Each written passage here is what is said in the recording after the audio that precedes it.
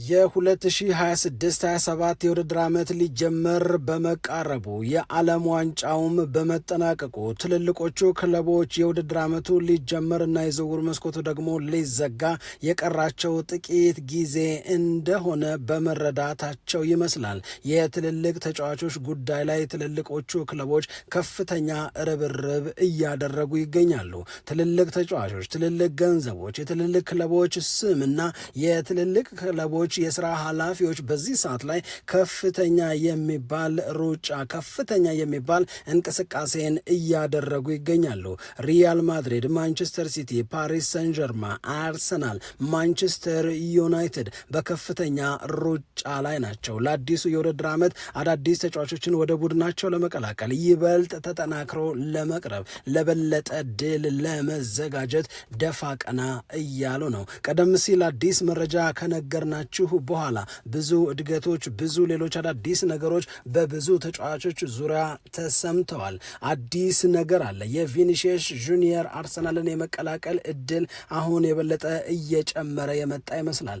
ምክንያቱ ደግሞ በሪያል ማድሪድ እና በአርቢ ላይፕሲጅ መካከል ዲዮማንዴን ለመገበያየት የሚያስችል ስምምነት ተደርሷል የሚሉ ሪፖርቶች ከጀርመን አካባቢ እየተሰሙ ስለሆነ ነው። በሌላ በኩል የአርሰናል ተጫዋች መሆኑ አይቀርም ስለሚባለው ስለ ጉሚያሬሽ አሰልጣኙ ኤዲ ሃው አዲስ ነገርን ነግረውናል። ትሰሙታላችሁ።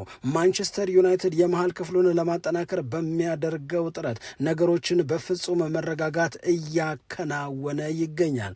አንዱ ተጫዋች የማንቸስተር ዩናይትድ ለመሆን እየለፋ ስሜቱንም ማንቸስተር ዩናይትድ እንዲያውቀውና እንዲረዳው ለማድረግ እየጣረ ሲሆን የሌላኛው ተጫዋች ክለብ ደግሞ ማንቸስተር ዩናይትድ የተጫዋቹን ዝውውር በቻለው ፍጥነት እንዲያጠናቅቅ እየጠበቀ ይገኛል። ማንቸስተር ዩናይትድ አሁን ፈላጊ ብቻ ሳይሆን ተፈላጊም ነው። መርጦ የራሱ የሚያደርጋቸው ተጫዋቾች ጠረጴዛው ላይ አሉለት። ማንቸስተር ዩናይትድ ቤት ማን ይሻለኛል እየተጠየቀ ይገኛል። የሮድሪን ዝውውር በተመለከተ አሁንም ብዙ ክለቦች ይህንን ተጫዋች ለማስፈረም ይፈልጋሉ። እስካሁን ግን ጎልተው የወጡት ሪያል ማድሪድ እና ፓሪስ ሰን ጀርማ ናቸው። ማንቸስተር ሲቲ ደግሞ ይህንን ተጫዋች በክለቡ ለማቆየት ከፍተኛ ጥረት በማድረግ ላይ ይገኛል ይላሉ የቅርብ ሰዓት ሪፖርቶች። ለማንኛውም እንደነዚህ ያሉ ትልልቅ የሚባሉ የዝውውር ጉዳዮችን እየነገርን ከእናንተ ጋር የተወሰኑ ደቂቃዎችን ልናሳልፍ ይሄው እንዳልነው መተናል። ሰላም ጤና ይስጥልን፣ እንደምናላችሁ የተከበራችሁና የተወደዳችሁ የሸገር ስፖርት ዊዝ አበበ ግደይ የዩቲዩብ ቻናል ቤተሰቦቻችን በያላችሁበት እጅግ አስደሳች ጊዜን እያሳለፋችሁ እንደሆነ ተስፋ እናደርጋለን። መልካሙን ሁሉ ለናንተ እንመኛለን። ታዲያ ይህንን ሸገር ስፖርት ዊዝ አበበ ግደይ የሚለውን የእኛን የዩቲዩብ ቻናል ሰብስክራይብ አድርጉ፣ የደውል ምልክቱን ተጫኑት፣ ሊንኩን ለሌሎች አጋሩና በተከታዮች ቁጥር እንድንበዛ የምንሰራቸው ፕሮግራሞችም ብዙ ሰዎች ጋር መድረስ እንዲችል ማገዛችሁን ቀጥሉ። እስካሁን ላበረታችሁን አቅም፣ ጉልበት፣ ድጋፍ ለሰጣችሁን በሙሉ የላቀ ምስጋናችን ይድረሳችሁ እንላለን። ከልብም እናመሰግናለን። አስቀድመን በሌሎች ተጫዋቾች ዙሪያ የተሰሙ የወጡ አዳዲስ መረጃዎችን ወደ እናንተ እናድረስ። ብዙ ነው እየተሰማ ያለው። ብዙ አዳዲስ ነገሮች እየተነገሩ ይገኛሉ። ከነዚህ ጉዳዮች መካከል አንደኛውና እኛ ቀዳሚ ማድረግ የምንፈልገው የማንቸስተር ዩናይትዱን ተጫዋች ማርከስ ራሽፎርድን የራሳቸው ለማድረግ አሁንም በጣም ብዙ የአውሮፓ ክለቦች ከፍተኛ ፍላጎት አላቸው። ከነዚህ ፈላጊ ክለቦች መካከል አንደኛው ኤኤስ ሮማ ነው ይላል ኢኤስፒኤን ከቅርብ ደቂቃዎች በፊት ባወጣው መረጃ። የማንቸስተር ዩናይትዱን የመስመር ተጫዋች ማርከስ ራሽፎርድን የራስ ለማድረግ በሚደረገው ጥረት ሮማ አለሁበት ነው የሚለው። ይህንን ተጫዋች ለመውሰድ በሮማ በኩል ያለው ፍላጎት እጅግ በጣም ጠንካራ ተብሎ የተቀመጠ ነው። በጣሊያኑ ጋዜጣ በጋዜታ ዴሎ ስፖርት ዘገባ መሰረት እንግዲህ ይህንን ተጫዋች ለማስፈረም ያለው ፍላጎት ያለው ፉክክር ከዚህም በፊት ስንናገር እንደነበረው በብዙ ክለቦች ዘንድ ያለ በብዙ ክለቦች ዘንድ የተፈጠረ ነው። ምናልባት ምናልባት ይላል የጋዜጣ ዴሎ ስፖርት ዘገባ ማንቸስተር ዩናይትድ ከሮማ ማኖ ኮኔን መውሰድ ይፈልጋል። ሮማ ደግሞ ማርከስ ራሽፎርድን የራሱ ለማድረግ እየሰራ ነው የሚገኘው። ይሄ በሁለቱ ክለቦች መካከል የሚደረግን ድርድር ቀላል እና በፍጥነት የሚጠናቀቅ እንዲሆን ሊያደርገው ይችላል ነው የሚለው። ነገር ግን ማንቸስተር ዩናይትድ የሮማውን ተጫዋች የማኑ ኮኔን እና የማርከስ ራሽፎርድ ጉዳይ እንዲወሳሰብ እርስ በርሱ እንዲደጋገፍ አይደለም የሚፈልገው። በተናጠል ማኑ ኮኔን በተመለከተ የሚደረግ ድርድር፣ ማርከስ ራሽፎርድን በተመለከተም የሚደረግ ድርድር ራሱን ችሎ እንዲቀጥል በማንቸስተር ዩናይትድ በኩል ከፍተኛ ፍላጎት አለ። ማንቸስተር ዩናይትድን ይለቃል ወይ ማርከስ ራሽፎርድ የሚለው ገና ያልተወሰነ ካሪክ እየለፋ ያለው ማርከስ ራሽፎርድን በኦልድ ትራፎርድ ለመጪዎቹ ጊዜያቶች እየተጫወተ የሚቀጥል ተጫዋች ለማድረግ ነው። በማንቸስተር ዩናይትድ እና በሮማ መካከል ማርከስ ራሽፎርድን ለመገበያየት ፍላጎት እንዳለ ጋዜጣ ዴሎ ስፖርት ተናገረ እንጂ እስካሁን ድረስ የዚህ ተጫዋች ዋጋ ይህ ነው ብለው ሁለቱ ክለቦች በዋጋ ዙሪያ አላወሩም ይላል። ሪያል ማድሪድን እና ፓሪስ ሰን ዠርማን ያፋጠጠው የማንቸስተር ሲቲ የመሃል ሜዳ ተጫዋች ሮድሪ ነው። ሮድሪን በተመለከተ እንግዲህ በጣም ብዙ ጊዜ ሲነገር ነበር፣ በዓለም ዋንጫው ጊዜም ከዓለም ዋንጫውም በፊት። አሁን ደግሞ ዓለም ዋንጫው ተጠናቆ እሱም የዓለም ዋንጫው ኮከብ ተጫዋች ተብሎ ከስፔን ጋር የዓለም ሻምፒዮን መሆኑን ካረጋገጠ በኋላ ሮድሪ ቀጥሎ የማን ተጫዋች ነው የሚሆነው? ከማንቸስተር ሲቲ ጋር ይቀጥላል ወይስ ወደ ሪያል ማድሪድ ወይንስ ደግሞ ወደ አውሮፓ ሻምፒዮኖቹ ፓሪስ ሳን ዠርማ ያቀናል የሚለው ጉዳይ ላይ በጣም ብዙዎች ትኩረት አሳርፈዋል። እንግዲህ የሪያል ማድሪድ ሰዎች አሁንም ከማንቸስተር ሲቲ ጋር የሮድሪን ዝውውር በተመለከተ ስምምነት ላይ ለመድረስ ከፍተኛ ጥረት እያደረጉ ይገኛሉ። ነገር ግን ብቻቸውን አይደሉም። ፓሪስ ሳን ዠርማዎችም የመሃል ሜዳው ተጫዋች የሮድሪ አድናቂና ፈላጊ ናቸው ይላል አርኤምሲ የሚባለው ሚዲያ ነው ይህንን እየነገረን የሚገኘው። የ30 ዓመቱ ሮድሪ 2026 ዓለም ዋንጫ ላይ ደምቆ የወጣ የቶርናመንቱም ኮከብ የተባለ እሱን ማግኘት የትኛውንም ቡድን ያሻሽላል ተብሎ ምስክርነት የተሰጠለት ነው። ስለዚህ ሪያል ማድሪድ ይህንን ተጫዋች ማለትም ሮድሪን ወደ ሳንቲያጎ ቤርናባው ተሳክቶለት መውሰድ የሚችል ከሆነ ለሪያል ማድሪድ አሪፍ ነው። ሮድሪም ያንን ይፈልገዋል ነው የተባለው። ይሄ የሚሳካ ከሆነ ግን ምናልባት የማንቸስተር ዩናይትድ ኦሬሊያን ቹዋሚንን የማግኘት እድልም ይጨምራል ብለው ነው አያይዘው እየነገሩን የሚገኙት። ምክንያቱም ቹዋሚኒ ባለበት ላይ ሮድሪን አይደለም የሚጨምሩት።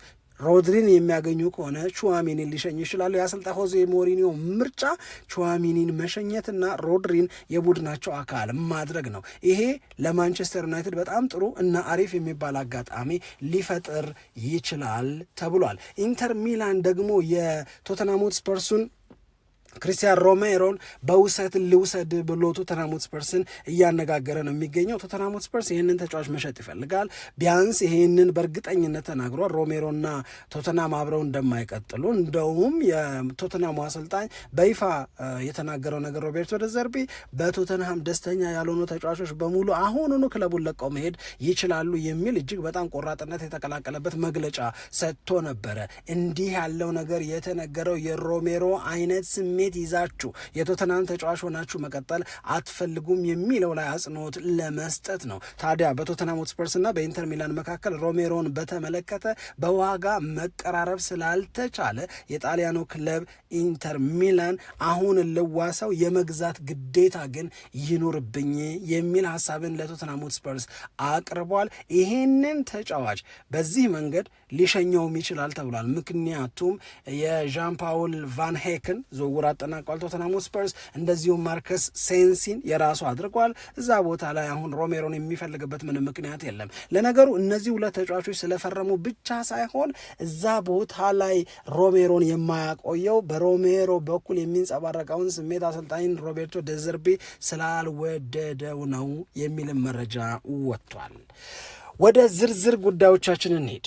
ማንቸስተር ዩናይትድን እናስቀድም እስኪ። ማንቸስተር ዩናይትድ አሁን እንደሱ የተረጋጋ የለም ነው የሚሉት። የተረጋጋው በየትኞቹ ጉዳዮች ላይ የትኞቹ ቦታዎች ላይ ተጫዋቾችን በማዘዋወር ረገድ ነው የማን ዩናይትድ መረጋጋት የመጣው? ሁሌም እንደምንለው አሁንም ልናነሳው እንደሚገባው ማንቸስተር ዩናይትድ የመሃል ክፍሉን ለማጠናከር ተግቶ እየሰራ ነው። ደግሞም ተሳክቶለታል። ሁለት ተጫዋቾችን የራሱ አድርጓል። አንደኛው ዩሪ ቲሌማንስ ነው፣ ሌላኛው ደግሞ አንድሬ ሳንቶስ ነው። በነገራችን ላይ እነዚህ ሁለት ተጫዋቾች ከፈረሙ በኋላ ሶስተኛውን አማካይ ተጫዋች ለማስፈረም በሚደረግ ጥረት ነገሮችን በፍጹም ማስተዋል፣ በፍጹም መረጋጋት እና በጥበብ እያስኬደው ነው ማንቸስተር ዩናይትድ ይላል። አሁን ስለ ባሌባ፣ አሁን ስለ ማኑ ኮኔ አዳዲስ ነገሮችን ልንነግራችሁ ነው። ካርሎስ ባሌባ ባለፈው ክረምትም ማንቸስተር ዩናይትድን ለመቀላቀል ፍላጎት ነበረው። ማንቸስተር ዩናይትድን ለመቀላቀል ከነበረው ፍላጎት አንጻር የማንቸስተር ዩናይትድ ሰዎች የሱን ግሩፖች የሱን ተወካዮች ሲያነጋግሩ ጊዜም አልፈጀባቸውም በግል ጉዳዮቻቸው ላይ ስምምነት ላይ ለመድረስ ፐርሰናል ተርም ተስማምተዋል። መቼ? አምና። ግን የአምናው ለዘንድሮ አይሰራም። ዘንድሮም እንዲሁ ካርሎስ ባሌባን በተመለከተ ማንቸስተር ዩናይትድን በፍጹም ከማያለፉት ነገሮች መካከል አንዱ ከካርሎስ ባሌባ ጋር በግል ጉዳይ ላይ ስምምነት ላይ መድረስ ነው። በቀላሉ ሊከናወን የሚችል ነገር ነው። ስለዚህ ይሄ እንደተጠበቀ ሆኖ ካርሎስ ባሌባ አምና በብራይተን ኤንድ ሆቭ አልቢዮን ይጠየቅ የነበረው የዝውውር ዋጋ 100 ሚሊዮን ፓውንድ ነው። ከዛ በታች በፍጹም ንቅንቅ አልልም አለ። ነገር ግን የ2025/26 የካርሎስ ባሌባ የውድድር ዓመት አላማረምና ያንን ተከትሎ ብራይተን አሁን የዋጋ ቅናሽ አድርጓል። ወደ 30-40 ሚሊዮን ፓውንድ የወረደ ዋጋ ነው ለብራይተን ኤንድ ሆቭ አልቢዮኑ የመሃል ሜዳ ተጫዋች ለካርሎስ ባሌባ እየተጠየቀ የሚገኘው። ይሄንን ያህልስ ገንዘብ ማንቸስተር ዩናይትድ ይከፍላል ወይ? ማንቸስተር ዩናይትድ ነው አሁን በዚህ ጉዳይ ላይ አድራጊ ፈጣሪ የሆነው፣ በዚህ ጉዳይ ላይ ወሳኝ የሆነው ማንቸስተር ዩናይትድ ነው። ለምን ቢባል ማንቸስተር ዩናይትድ ሌሎች አማራጮች አሉት። ተጫዋቹ ማንቸስተር ዩናይትድን ለመቀላቀል ኢንሲስት እያደረገ ምናልባትም እየተለማመጠ ነው የሚገኘው። የብራይተን ኤንድ ሆቭ አልቢዮን ሰዎች ይህንን ያውቃሉ። ስለዚህ ማንቸስተር ዩናይትድ ልጁን የሚፈልገው እና የሚመርጠው ከሆነ ጉዳዩ ቶሎ ቢጠናቀቅና ለተጫዋቹ ዝውውርም እነሱ ወደሚጠይቁት ገንዘብ የተጠጋ መጠን እንዲከፍላቸው ይጠብቃሉ፣ ተስፋ ያደርጋሉ። ዩናይትድ ግን በእርጋታ ነው ነገሩን እያየ ያለው። ምክንያቱም ማንቸስተር ዩናይትድ አማራጭ አለው። የማንቸስተር ዩናይትድ ሁለተኛው አማራጭ ማኑ ኮኔ ነው። ማኑ ኮኔን በተመለከተ ማንቸስተር ዩናይትድ ከባሌባ ያነሰ ዋጋ ነው በሮማ እየተጠየቀ ያለው። ይሄ ተጫዋች በ2026 የዓለም ዋንጫ በተሰጠው ዕድል ለፈረንሳይ ብሔራዊ ቡድን ጥሩ የተጫወተ የሮማ ጥሩ አገልጋይ ከሚባሉ ተጫዋቾች መካከል አንደኛው ነው። ማንቸስተር ዩናይትድ በማኑ ኮኔ ላይ ፍላጎት እንዳለው መታወቅ ከጀመረ ቆይቷል። ነገር ግን ደግሞ ማኑ ኮኔን የራሱ ለማድረግ ማንቸስተር ዩናይትድ ከሮማ የሰማውን ዋጋ ተከትሎ በመቻኮል በመጣደፍ ነገሩን በማክረር በልዋ እያለ አይደለም ያለው። ማንቸስተር ዩናይትድ ዝም ብሏል። ይሄ የማንቸስተር ዩናይትድ ዝምታ ምናልባትም መረጋጋት ሮማን ቅር አሰኝቶታል። የማንቸስተር ዩናይትድን መዘናጋት ቸል ያለው መስሎታል። ስለዚህ ለማንቸስተር ዩናይትድ ሮማዎች እያሉ ያሉት ነገር ምንድን ነው? ማኑ ኮኔን በተመለከተ ያላችሁ ፍላጎት የእውነትና የምር ከሆነ ይህንን ተጫዋች ለመውሰድ ነገሩን በፍጥነት ለምን አናከናውነውም? ለምን ቶሎ አንገበያይም? እንደምትፈልጉ እንሰማለን፣ እንደምትፈልጉ መልእክት ይደርሰናል። ነገር ግን ደግሞ በሚፈለገው ይሆናል ብለን በምናስበው ፍጥነት ነገሩ እየተከናወነ አይደለም ብሎ ሮማ ፍራስትሬት ማድረጉን በነገሩ እየዘገየ መምጣት ደስተኛ አለመሆኑን የሚገልጹ መረጃዎች ከጣሊያን ወጡ። ስለዚህ ኤኤስ ሮማ ማኑ ኮኔን ማንቸስተር ዩናይትድ ቶሎ እንዲወስደው ይፈልጋል። ባሌባ ደግሞ ወደ ማንቸስተር ዩናይትድ ቶሎ መቀላቀል ይፈልጋል። ማንቸስተር ዩናይትድ ግን እየተጣደፈ አይደለም። የሚገርመው ነገር አሁን ከጥቂት ደቂቃዎች በፊት በወጣው ሪፖርት መሰረት ከሆነ በማኑ ኮኔም ዝውውር ጉልበተኛው ማንቸስተር ዩናይትድ ነው። በካርሎስ ባሌባም ዝውውር ጉዳይ ጉልበተኛው ማንቸስተር ዩናይትድ ነው። ኳሱ ያለው ዩናይትድ እጅ ላይ ነው። ኳሱን ወደ ፈለገው ማንጠር ይችላል። ሮማም ባሌባም ዝግጁ ናቸው ከማንቸስተር ዩናይትድ ጋር በፍጥነት ስምምነት ላይ ለመድረስ። ማንቸስተር ዩናይትድ ግን እያስተዋለ ነው የሚገኘው። ሁለት ነገሮች ናቸው ለዚህ ምክንያት የሚሆኑት። አንደኛው በሪያል ማድሪድ ቤት ውስጥ ምን ይሆናል የሚለውን እየጠበቀ ነው። ሮድሪን አስፈርመው ቹዋሚኒን አቬለብል ያደርጋሉ ወይ? ይህንን መጠበቅ አለበት። በሌላ በኩል ደግሞ ምናልባት በነገ ፕሮግራማችን ላይ ልናነሳው እንችላለን የማንቸስተር ዩናይትዱ ሜሰን ማውንት በማንቸስተር ዩናይትድ ቤት የመሃል ክፍሉ አዲስ እና ትልቅ ተስፋ ሆኖ ብቅ ብሏል። አሁን የሚታየው ሜሰን ማውንት የካሪክንም የማንቸስተር ዩናይትድንም ልብ የሚሞላ ሆኗል። ለመረጋጋት ብዙ ምክንያት አለው ማንቸስተር ዩናይትድ። እናም እየተረጋጋ ነው።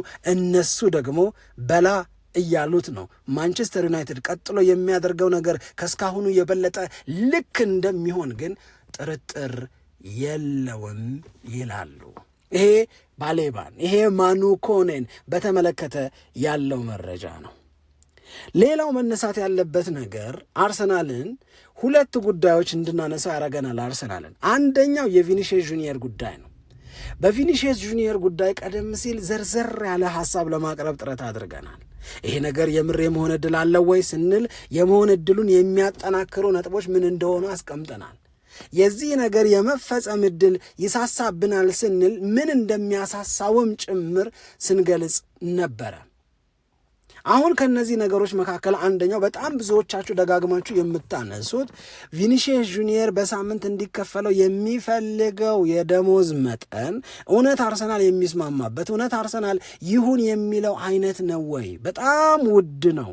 ስለዚህ ይህንን ውድ ደሞዝ አርሰናል እሺ ብሎ ሊቀበል አይችልም ነው። አርሰናልን በተመለከተ አዎ የቪኒሺየስ ጁኒየር ዋጋ ደሞዙ ውድ ነው፣ የዝውውር ዋጋው ግን በጣም ትንሽ ነው። ይህንን እንደ አድቫንቴጅ ሊያየው ይችላል።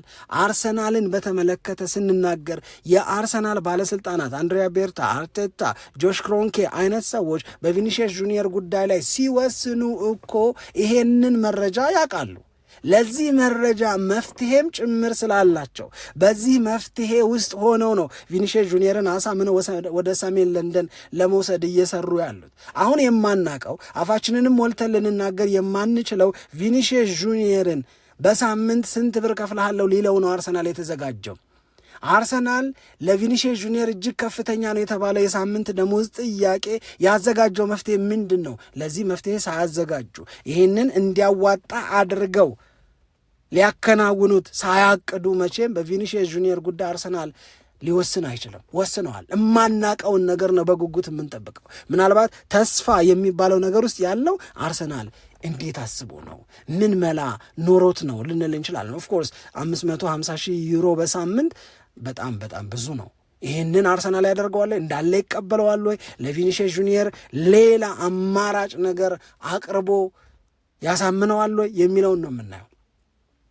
በቪኒሺየስ ጁኒየር እና በሪያል ማድሪድ መካከል ግን አብሮ የመቀጠል እድል እጅግ በጣም የሳሳ ያም ደግሞ የበለጠ የሳሳ መሆኑን የምናውቀው አሁን ስካይ ጀርመኒ አንድ መረጃ ይዞ ወጣ። ቤን ጃኮብስ ነው ሰበር መረጃውን የተናገረው። ያንን የቤን ጃኮብስን ሰበር መረጃ ሌሎቹን ትልልቅ ሚዲያዎች እስኪጠብቁት እየጠበቅን ነው እንጂ ሪያል ማድሪድ እና አርቢ ላይፕሲጅ በዲዮማንዴ ዝውውር ዙሪያ ሙሉ በሙሉ ስምምነት ላይ ደርሰዋል። ያላወቅነው ነገር ቢኖር ለዚህ ተጫዋች ዝውውር ሪያል ማድሪድ ለአርቢ ላይፕሲጅ ምን ያህል ሊከፍል ነው የሚለውን ነው እንጂ የተጫዋቹን ዝውውር በተመለከተ ግን ስምምነት ተደርሷል። ምንም የቀረ ምንም የሚቀርም ነገር አይኖርም ተብሏል።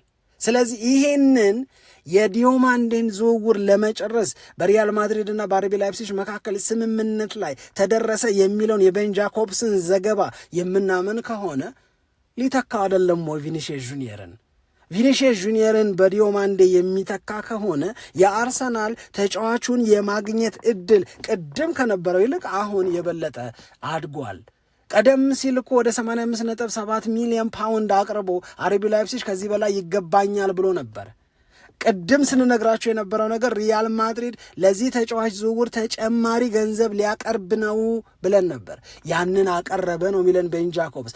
በዛ በቀረበው ገንዘብ ላይ አርቢ ላይፕሲጅ ተስማማ ነው። ስለዚህ ዲዮማንዴ ራሱ ከሪያል ማድሪድ ጋር ለሚቀጥሉት 5 ዓመታት አብሮ መሆን የሚያስችለውን ስምምነት ተስማምቷል። ስለዚህ ፐርሰናል ተርምም አልቋል። ክለብ ለክለብም እንደዚሁ በዲዮማንዴ ዝውውር ዙሪያ ሪያል ማድሪድና አርቢ ላይፕሲጅ ስምምነት ላይ ደርሰዋል።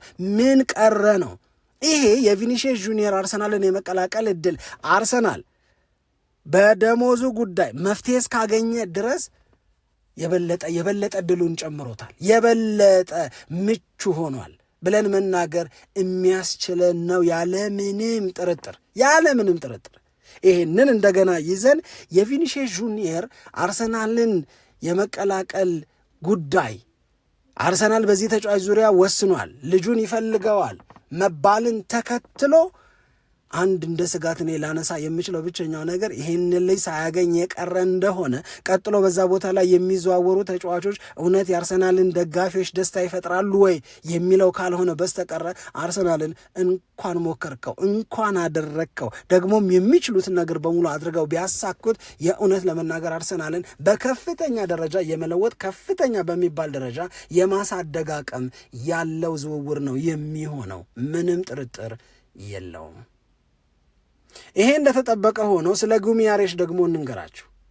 የጉሚያሬሽን ጉዳይ በተመለከተ አርሰናል ይህንን ልጅ የማግኘት እድሉ እጅግ በጣም ሰፊ ነው። ምናልባት ለመጀመሪያ ጊዜ የኒውካስል ዩናይትድ አሰልጣኝ ኤዲ ሃው በ2-3 ጉዳዮች ላይ ተናግሯል። አንድ ከራሱ ከብሩኖ ጉሚያሬሽ ጋር በተደጋጋሚ እንዳወሩ፣ መቼ ከዓለም ዋንጫው በፊት፣ መቼ በዓለም ዋንጫው ወቅት፣ መቼ ዓለም ዋንጫው ካበቃ በኋላ አውርቼዋለሁ አለ ጉሚያሬሽን በተደጋጋሚ። ስለዚህ በተደጋጋሚ ያወራ ነው የእነዚህን ተጫዋቾች ጉዳይ እንዴት እናድርግ፣ እነሱ ከወጥተዋል አንተ ቆይልን፣ እንደዚህ ነው። ይህንን ሚስጥር ልነግራችሁ አልችልም አለ። ፕራይቬት ሆኖ ነው የሚቀረው፣ በቃ ሚስጥር ሆኖ ነው የሚቀረው። እኔ ያወራሁኝ ያለሁት በዋናነት ከጉሚያሬሽ ጋር አውርተናል። ምን አይነት ድንቅ ሰው፣ ምን አይነት ምርጥ ተጫዋቻችን እንደሆነ አፌን ሞልቼ ልናገር እችላለሁ። ከእሱ ጋር በነበሩኝ የሀሳብ ልውውጦች በሙሉ በጣም እጅግ በጣም ደስተኛ ነኝ ብሎ ነው የሚናገረው። ግን ቀጥሎ ምን ይሆናል እኔ አላቅም አለ። ምክንያቱም በጉሚያሬሽ ጉዳይ ላይ እየተደረገ ባለው ንግግር፣ እየተደረገ ባለው የሀሳብ ልውውጥ ተሳትፎ እያደረግኩ አይደለም ነው የሚለው። ይህንን የሚናገረው ማን ነው? ኤዲ ሃው ነው፣ የኒውካስል ዩናይትድ አሰልጣኝ። ግን በየዓመቱ እንደዚህ ያለ ስሜት ማሳለፍ ግን ደስታን አልሰጠኝም ደግሞ ይላል። ምክንያቱም አምና አሌክሳንደር አይዛክ፣ ዘንድሮ አንቶኒ ጎርደንና እስካሁን ድረስ ቢያንስ ሳንድሮ ቶናሊ፣ አሁን ደግሞ ብሩኖ ጉሚያሬሽ ክለቡን ለቀው ሊወጡ ይችላሉ። ምርጥ የሚባሉ ተጫዋቾችን እያጣን የምንቀጥል መሆን የለብንም ነው።